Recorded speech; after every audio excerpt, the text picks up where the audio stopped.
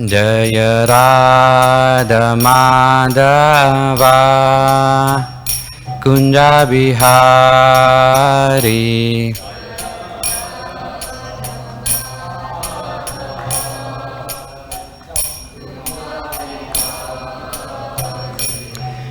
जय गोपीजन वल्लभा गिरिवरदारी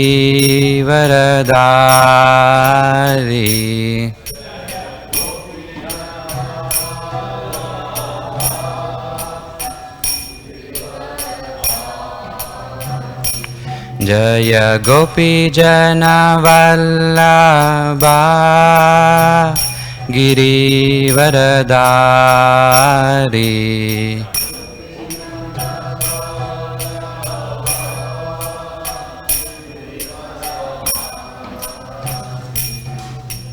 यशोदनन्दन व्रज जनरञ्जना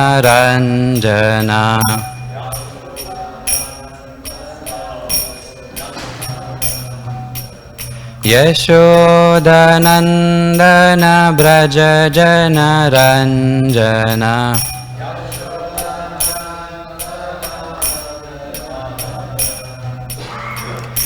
यमुनातीरा वनचारी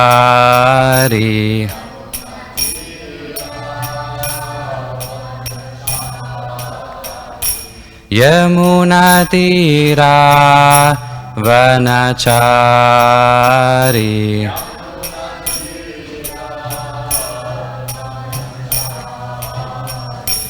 जय राधा माधवा कुंज बिहारी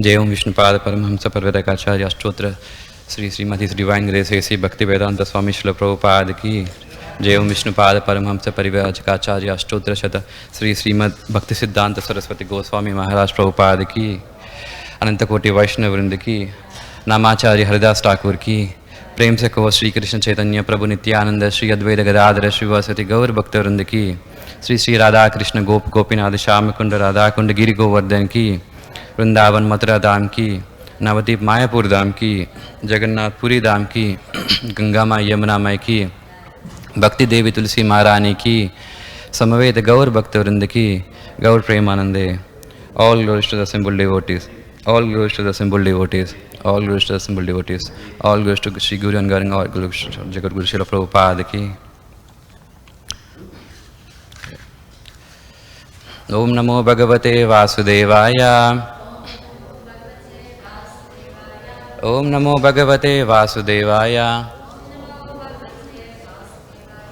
ओम नमो भगवते वासुदेवाय नारायणं नमस्कृत्य नरं चैव नरोत्तमं देवीं सरस्वतीं व्यासं ततो जयमुदीरयेत् नष्टप्रायेषु अभद्रेषु नित्यं भागवत सेवया भगवती उत्तम श्लोके भक्तिर्भवति नैष्टिकी. So today we are reading from the canto number 3, chapter 20, verse 38. Prahasya bhava gambiram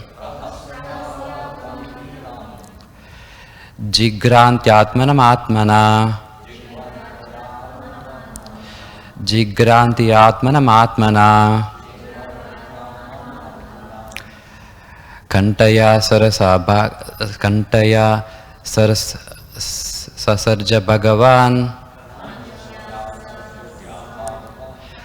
kantaya sasarja bhagavan gandharvapsarasam ganan gandharvapsarasam ganan prahasya bhava gambiram जिघ्रार्तात्मनमात्मना कन्तया ससर्ज भगवान् गन्धर्वाप्सरसां गणान् प्राहस्य भावगम्भीरं जिघ्रान्तात्मनमात्मना कन्त्या ससर्ज भगवान् गन्धर्वाप्सरसां गणान्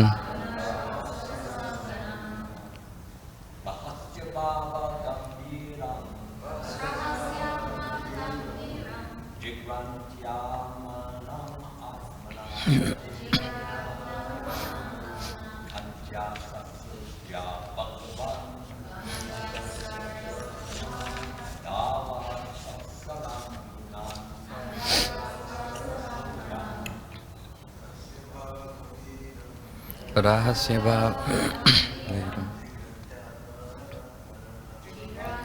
भावनात्मना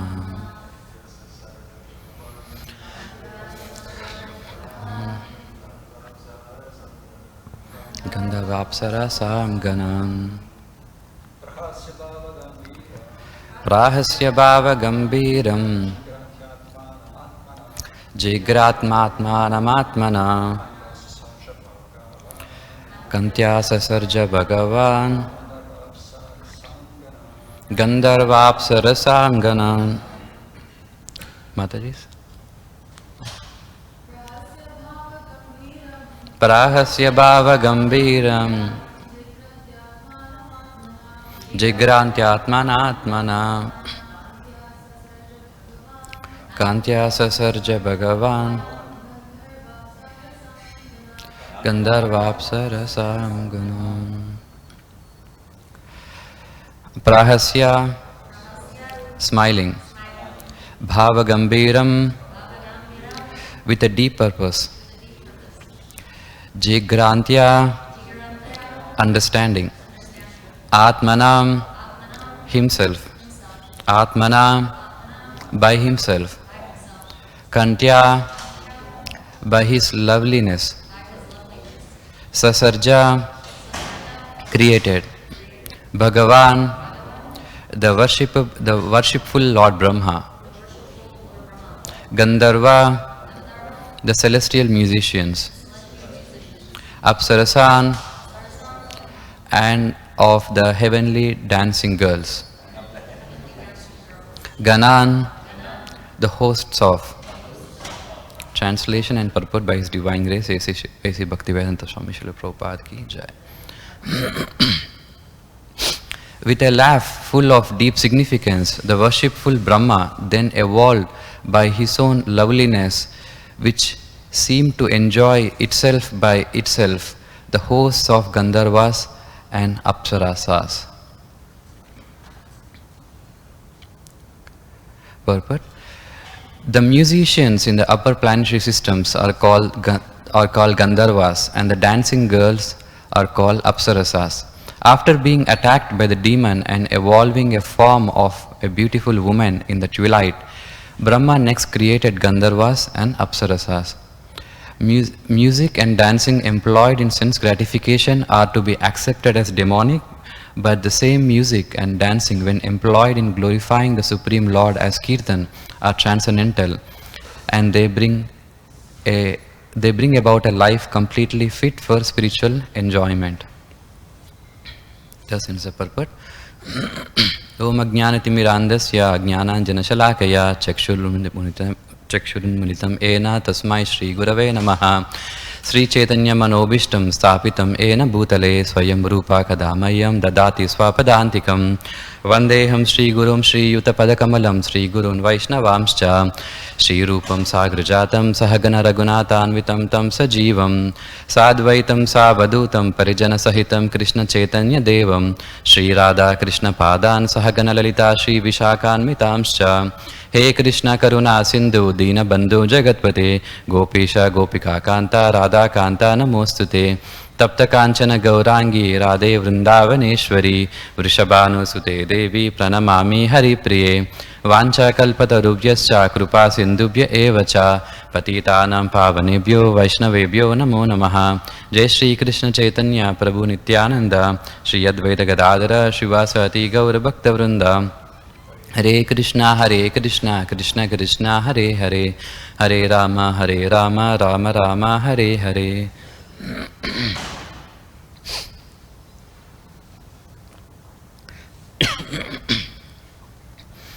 So welcome everyone for today's Srimad Bhagavatam class.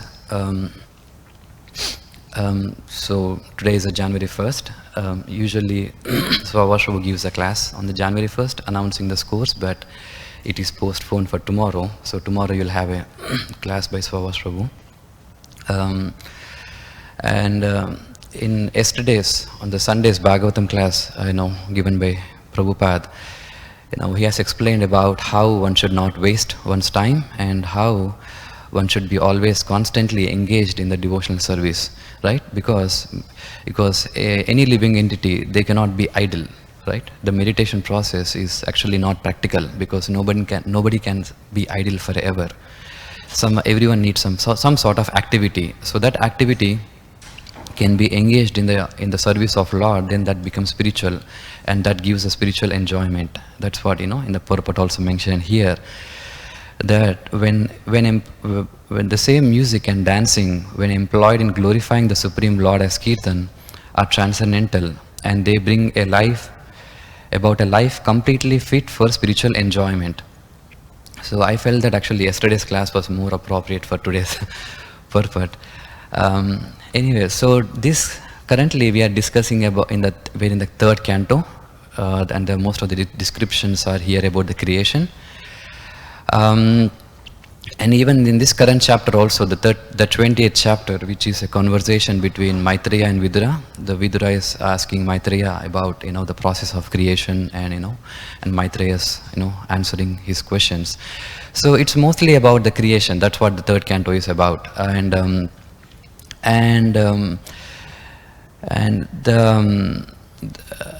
the way Maitreya explains about the creation is essentially this entire third canto is mostly about the Sankhya philosophy. It's about Sankhya Yoga. That is how the process of creation is being explained, about the Purusha Prakriti, how the Prakriti gets agitated and then the creation kind of unfolds.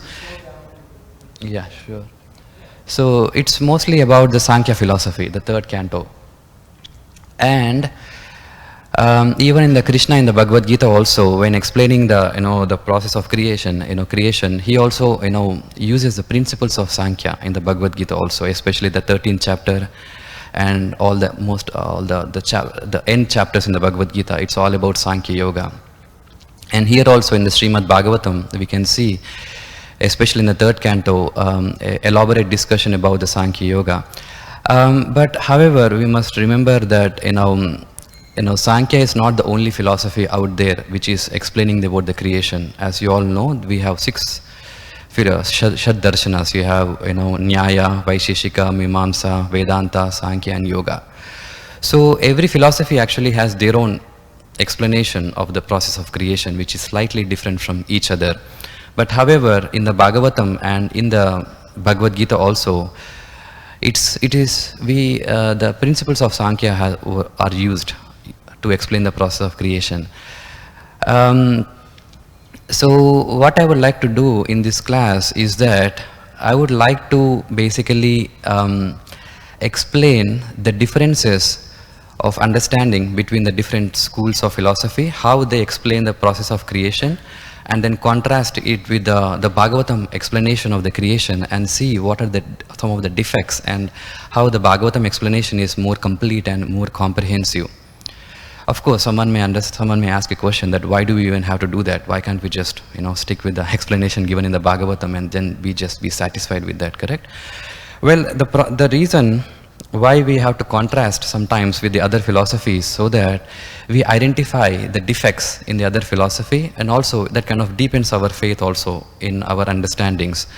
And also as a preacher, especially when we preach to other people and when we engage in a dialogue with other people who is having contradictory opinions or contradictory philosophies, which are especially atheistic in nature, then we should also be able to counter argue, defeat those arguments, and how how the the Bhagavatam explanation is much superior and better, especially in the process of creation. So for today's class, what I will do is that I will specifically select Sankhya and the Advaita explanation of the creation, the Sankhya explanation of creation, and also the modern science explanation of creation, and then contrast with the Bhagavatam explanation of the creation.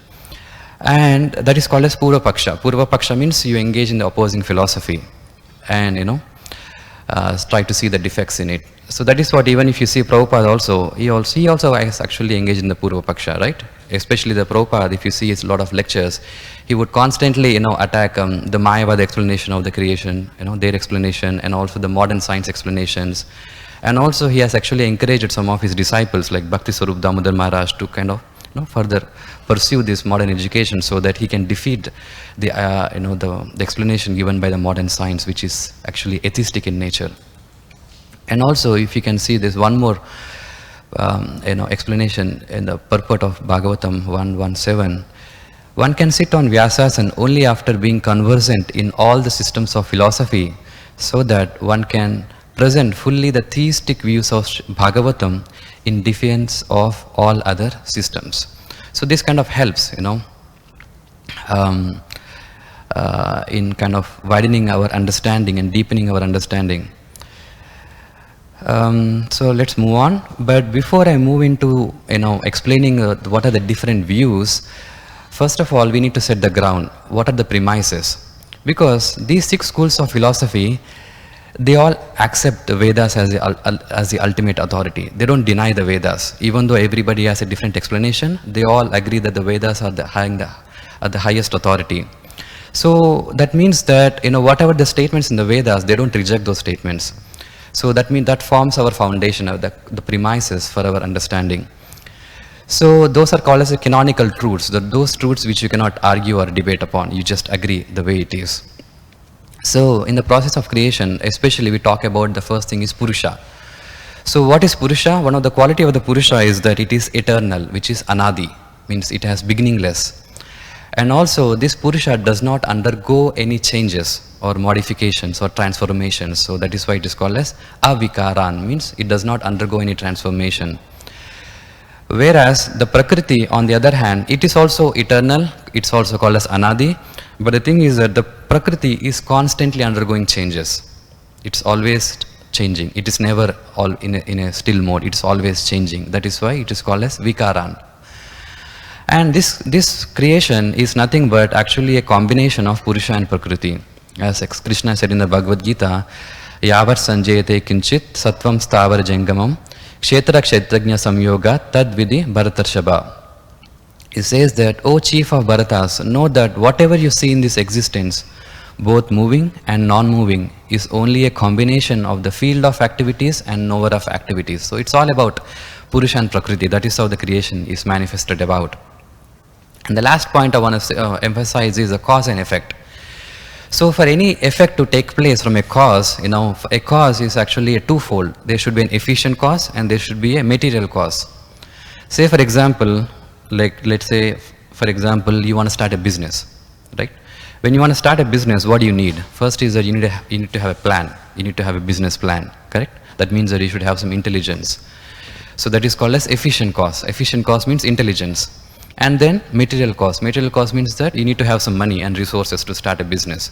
So only then you can have a business, right? So similarly, for any cause to take place, there need to be 2 things, an efficient cause and a material cause. You need to explain both of these things. So having these things as our premises, now let's go into the different philosophies and how they explain about the creation, the cause and effect. Starting with the Sankhya. So the Sankhya's understanding is that the Prakriti is the cause of creation, correct? That is also our general understanding. Let's say, for example, when you see a fruit on a tree or like a flower blossoming on a plant, it's a tree. That's correct. It's a Prakriti. It's the creation is manifested by the Prakriti, correct? So that is what Sankhya is saying, that this creation is nothing but coming from the Prakriti. And the Purusha is just like a catalyst. I'll explain what exactly, what they meant by catalyst. But their understanding is that both Prakriti is actually the efficient cause and the material cause for the creation. Sometimes we refer to Sankhya as being atheistic. Actually, Sankhya is not 100% atheistic in the technical and in its 100% sense, because the atheistic means you deny the God. You deny the God's existence. But actually, Sankhya does not deny the God's existence. Even the atheistic Kapila's philosophy, it does not deny the God, because they recognize the Purusha. It does not deny that there is no Purusha. There is Purusha and there is Prakriti. Both are there. But however, in the atheistic Sankhya, what they do is that they kind of minimize the role of Purusha, and they kind of emphasize mainly on the Prakriti aspect, that Prakriti being the ultimate cause of all this creation. And whereas in the Advaita Vedanta, what they say is that this creation is nothing but an illusory reflection of Purusha. They all say that it's all mithya, it's all just illusion. That is how they explain the creation. And the Srimad Bhagavatam, which is the Vaishnava Vedanta, we can refer it to like that, is that the explanation is that no, it is not the Prakriti, but it is actually the Purusha, which is the ultimate cause of the creation. And of course, Prakriti is there, but Prakriti is just assisting the Purusha in the process of creation. So that is the understanding of Srimad Bhagavatam. And the last one is a modern science. The modern science, they just say that creation just happened from the matter, like the Big Bang theory, and there is no need of Purusha, there is no need of God, anything. The manifestation, it just happens automatically. So now let's go into the Sankhya. So what they say is that when they say Prakriti is the cause of creation, Purusha is just a catalyst. So we all know that the creation starts from the Pradhana, Prakriti, correct? In the Pradhana, you have three modes of nature, perfectly balanced. And when this balance of the three modes of nature is disturbed, then the creation unfolds. Correct? Even the Bhagavatam also explains the same thing. Even in the current chapter also, it talks about Mahat Tattva. In the Mahat Tattva, you have the three modes in a perfect balanced condition, and when the balance is disturbed, then the creation kind of unfolds. And even the Vedanta also agrees to this thing, that that's how the creation begins. But now when you ask a question, okay, now you have three modes of nature and the balance is getting disturbed. Now who is disturbing this balance? Why is the balance is getting disturbed in the Mahat Tattva, which is causing to this creation? Then the Sankhya would say that this balance is being disturbed because of the proximity of Purusha to Prakriti. It is because of the proximity. That is the explanation what they give. That is how the creation unfolds. To give an example, how many of you been to Vrindavan? You've been to Vrindavan, right? I was there 2 months back. So if you go to Vrindavan, I was staying in the MET, it's behind the temple over there. So if you see, I came to know that, especially all the land around the ISKCON temple, that's the most expensive part, right? If you want to buy a house or you want to rent a shop, that's the most expensive part around the temple. And that is why when you see there's a lot of stores around, around the temple, and especially there is one store in front of MET building. If you go there, everything is twice and thrice the price. because if you want to go to a next grocery store, you need to walk a distance, that's why people, and you can't help them. So now if you try to understand how all these stores are manifested around this temple, correct? That is because of the proximity. Because of the proximity of the temples, this creation which is happening around the temple, right? So similarly, this Prakriti also, because of the proximity of the Purusha, it is unfolding the creation. But now, is this temple, is it the cause for the creation of the stores? If you understand this point, that means that you understand the Sankhya logic, what logic they are trying to give when they say that the Prakriti is the only cause of creation. Even though these stores are there around the temple, but the temple is not the cause for their creation. They just came because of the proximity. Say for example, now if you go back to the definition of the cause means there should be two things. It should be an efficient cause and a material cause.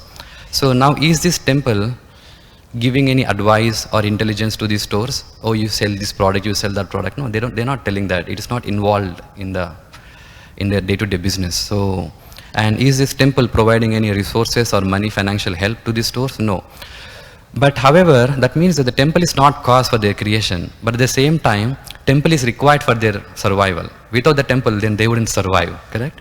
So the Purusha is required for the Prakriti to unfold, and that is happening because of the proximity, and without the Purusha, Prakriti cannot act. But Purusha is not the cause. It is the Prakriti, it is the cause of the creation.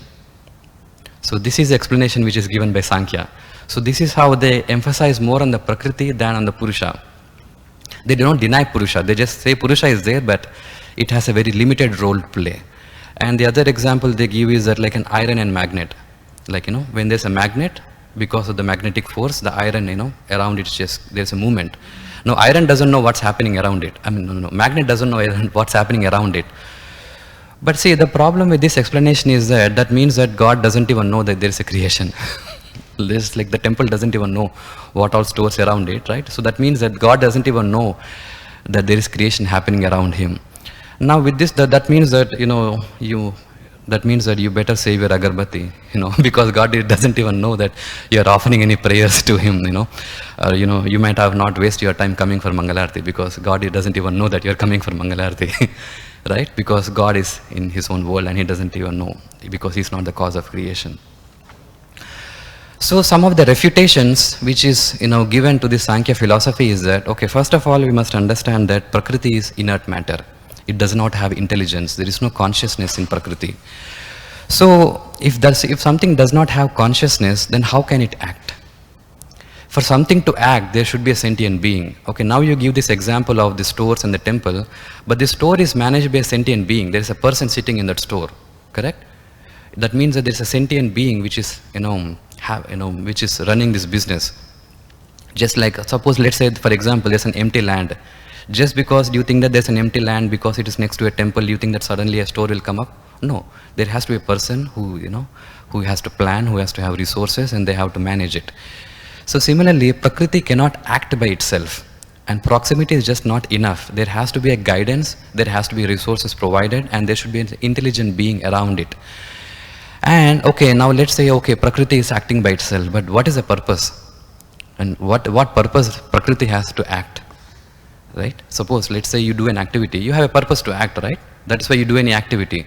Let's say you don't have any active purpose, then why would you even act? So similarly, if you say Prakriti is acting by itself, then what is the purpose for Prakriti to act in the first place? There's no purpose for Prakriti to act.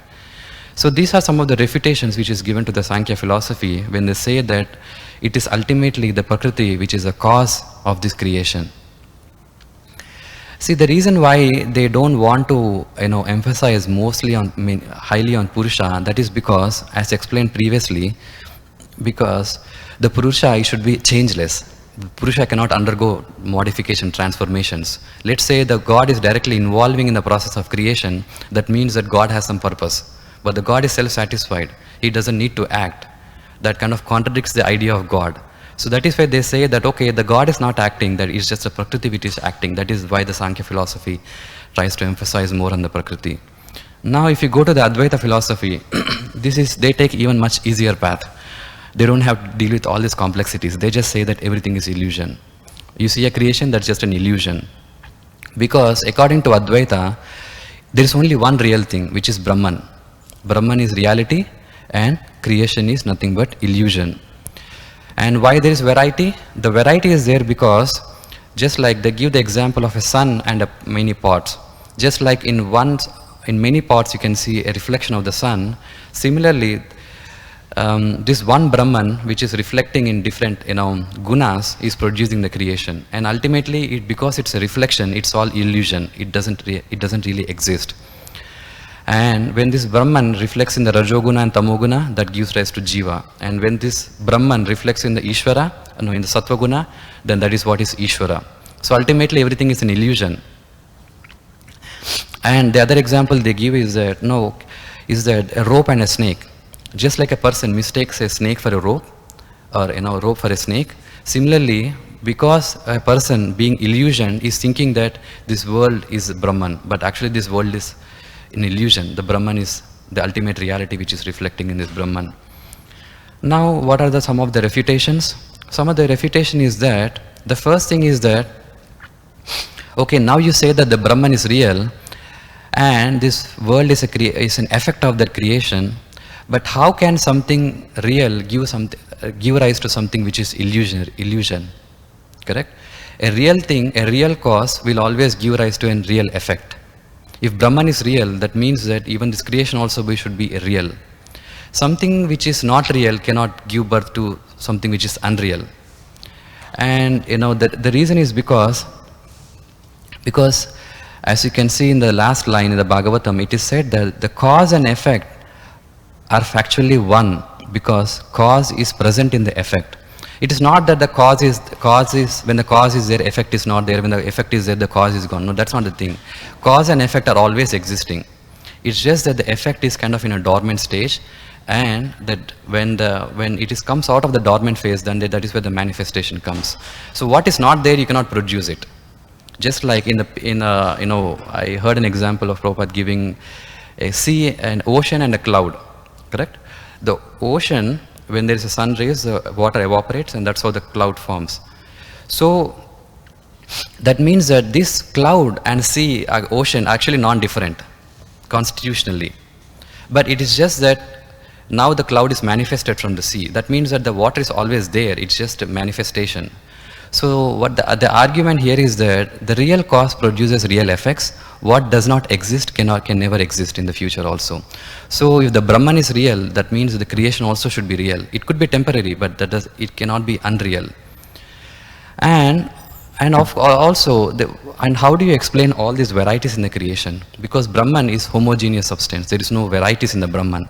Then how is that there is no varieties in the Brahman, but there is a lot of varieties in this creation? How do you explain that? Right? Of course, they will say that no, this variety is just your imagination, your illusion. That's how you're thinking that there's varieties, but in reality there is no varieties. And they give the example of a snake and a rope, because you're thinking that there is snake, but there is no snake, it is just a rope. But however, even in this example of the rope and snake, see, the rope has a form, correct? And the snake exists. That means that you already know the snake exists, and you mistake the snake for a rope.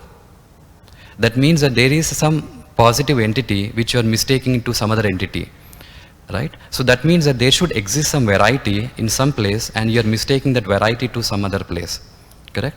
So you cannot say that, okay, the snake never existed, but now you're imagining a snake. That's illogical, right? So that means that there should be a variety, there should be a diversity, and there should be the real substance for it to reflect in an illusory substance. So, and now coming to the Bhagavatam explanation. In the Bhagavatam, the explanation is that actually it is a Purusha which is the cause of creation, and the Prakriti is just acting under the direction of Purusha. So before I explain this statement, first of all, you must understand what is Purusha. And this Purusha actually is not very much detailedly explained in the previous, the philosophies, but in the Bhagavatam, the first thing it says that this Purusha is actually a sentient being.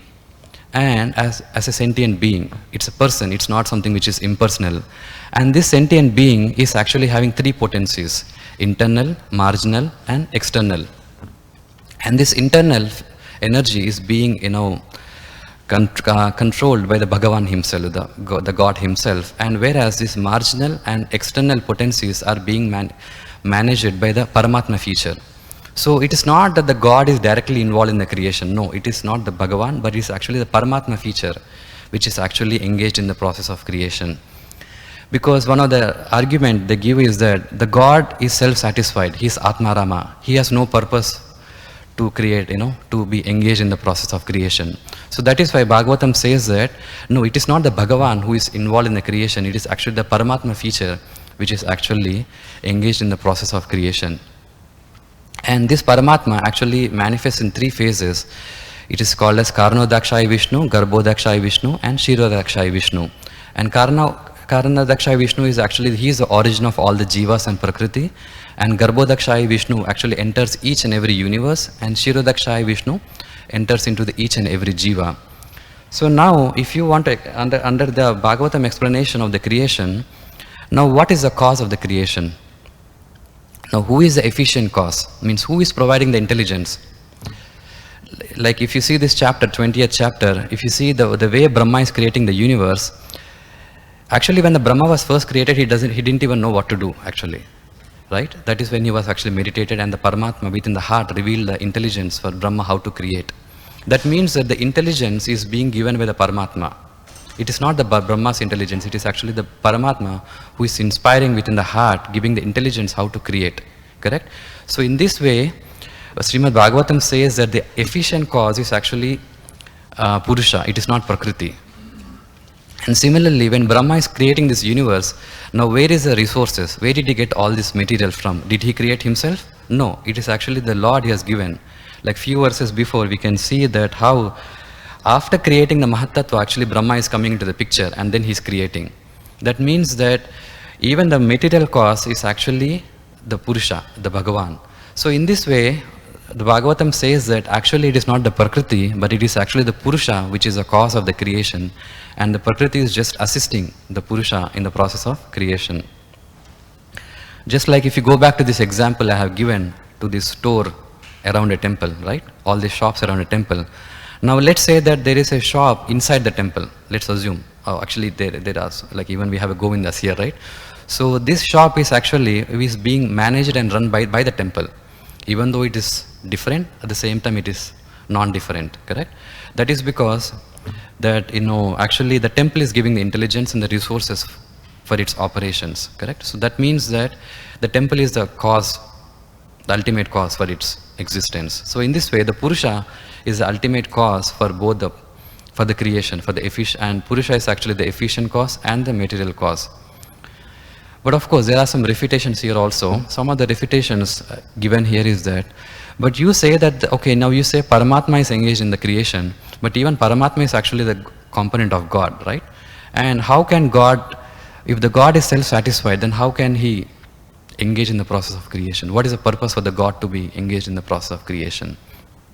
And also, you are explaining that in the Paramatma feature that, a lot of many universes coming out of the pores of Mahavishnu, correct? So that means that he is undergoing some transformation. But Purusha is never supposed to undergo any transformation. So that is kind of contradicting the Vedic idea of the Purusha. Then how do you explain that? And what is a Purusha to act in the first place? Like why even God has to act? What is the purpose for God to act? There is no, God is self-satisfied. Why he has to act? So the explanation given here is that, first of all, the God is not impelled to act. He is Swarat, he is independent. And when he is doing any activity, it's not that he is kind of impelled to do some activity, or he is kind of lacking something and he has to do something to fulfill, to kind of fulfill that lacking what he is having. No, that is not the purpose for the God. When the God is acting, he is not impelled by himself, impelled to act. He is Swarat, he is independent. And when he is engaged in any activity, because God is a sentient being, that means that he is kind of exchanging in the loving relationships. Correct? That is out of his prerogative. And of course now you can say that, okay, now Paramatma, the Mahavishnu is, emanating a lot of universes. That means that, he's undergoing transformation. That means that there is some change, right?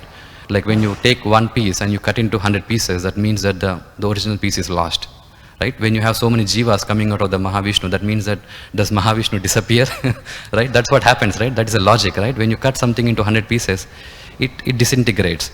But the Mahavishnu doesn't disintegrate. Just because the universes are coming out of his pores of the body, that does not diminish the Mahavishnu. That is because the Paramatma has inconceivable potency. Means achintya Shakti. That is one of the features of the God, that even though he is creating, at the same time it does not affect him personally. So that is the inconceivable potency of the Paramatma.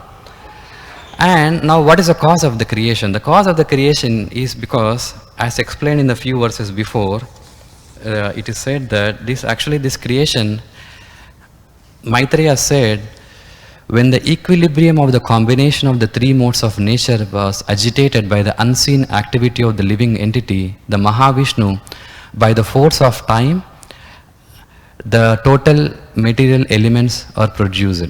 So you see the unseen activity of the living entity, or you can also call as karma, the desire for living entities to enjoy by itself. And so that is actually the cause, because there is a karma, and this whole creation is actually happening because of this desire where a living entity has to enjoy independently of the Lord.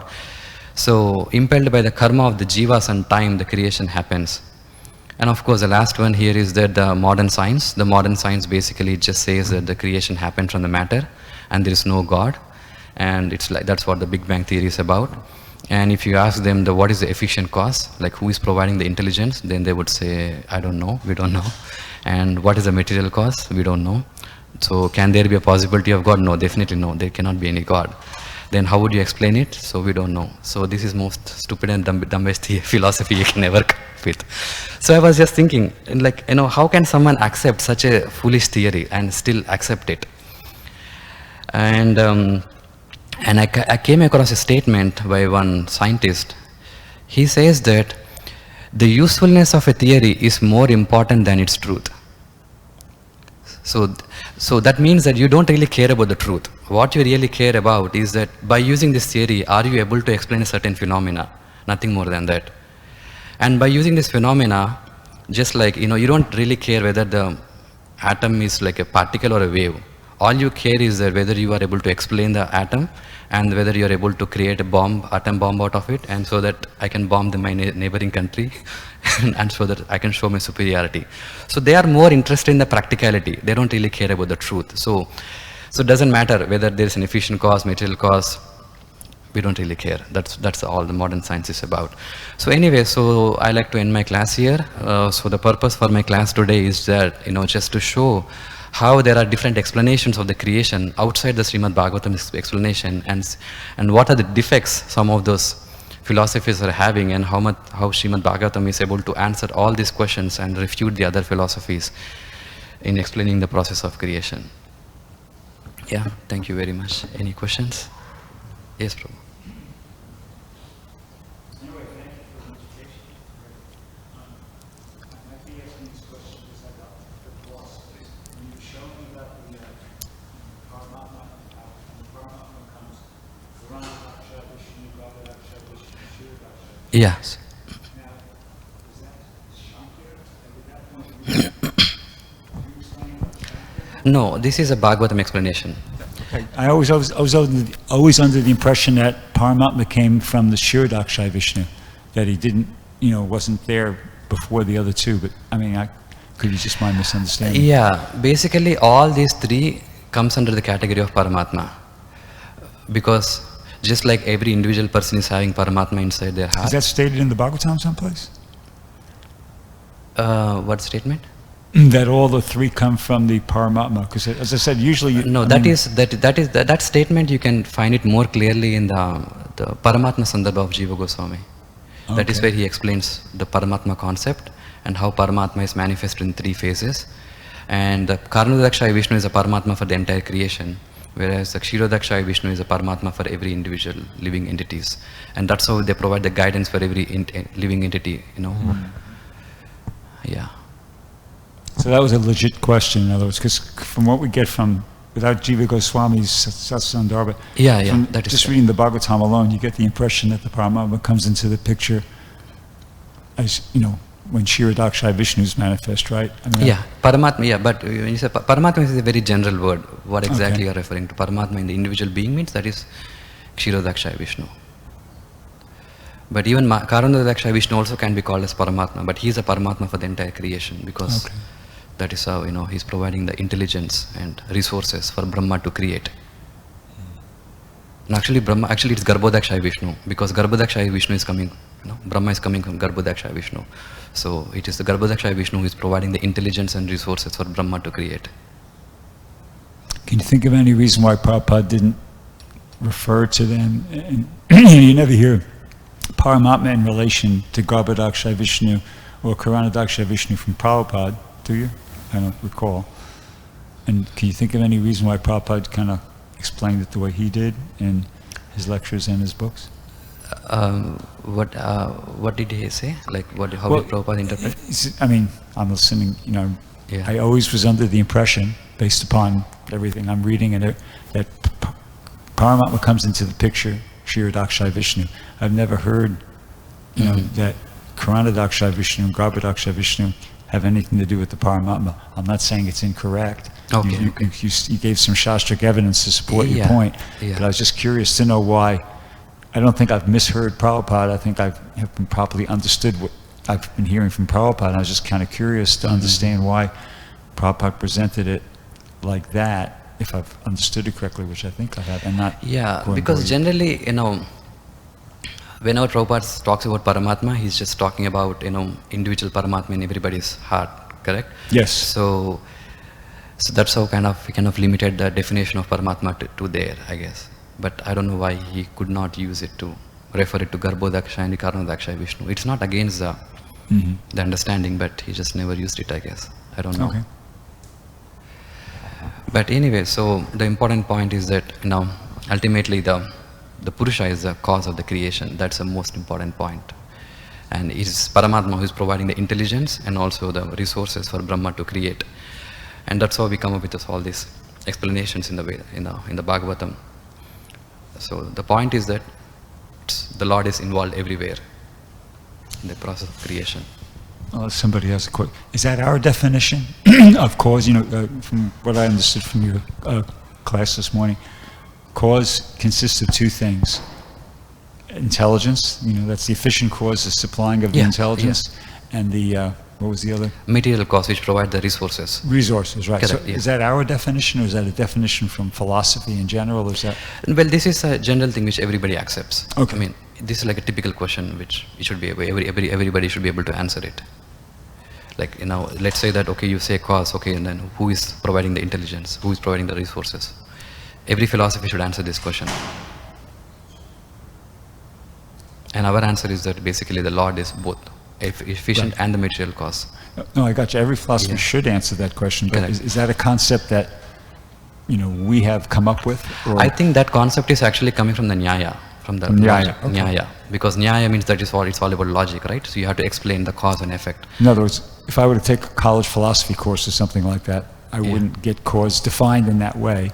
But I'm not saying it's not a good definition of cause, but it's not something I would come in contact with outside of our tradition, right?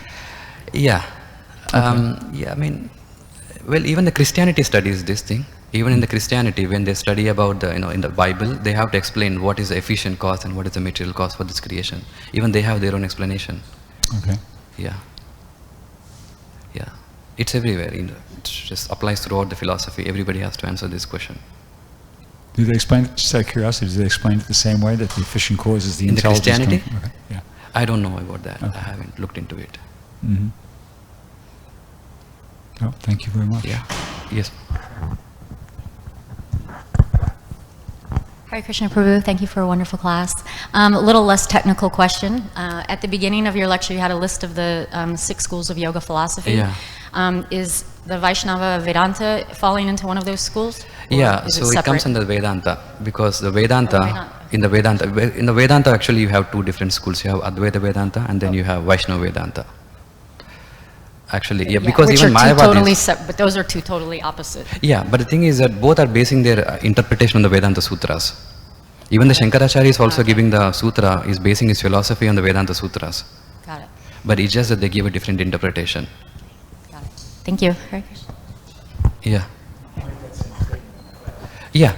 Accept the Vedas, but they have a different. Yeah. Because all the 6 schools, they accept the Vedas. They don't reject the Vedas.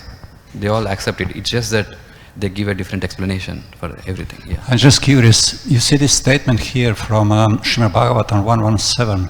Yeah. So look like if you're not conversant in all system philosophy, then you cannot sit on it. No, that does not discourage you from giving a class, I would say. But see, the purpose for that is that a person should be conversant in the Purva Paksha.